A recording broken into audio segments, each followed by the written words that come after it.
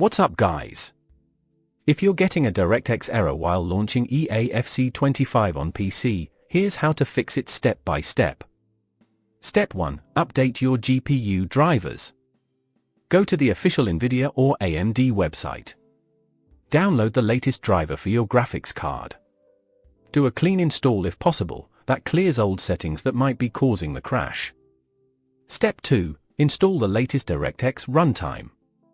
Open your browser and search DirectX End-User Runtime Web Installer. Download it from Microsoft's official site. Install it. This fixes missing or corrupted DirectX files that FC25 depends on. Step 3. Delete FC25 cache files.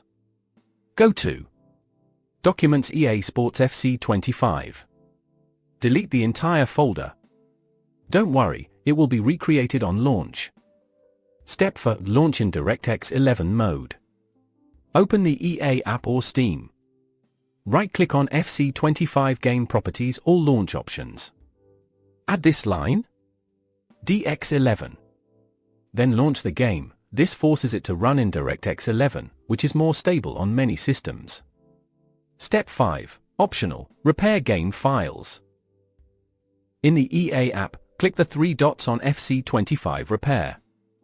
On Steam, right-click Properties, Installed Files, verify integrity.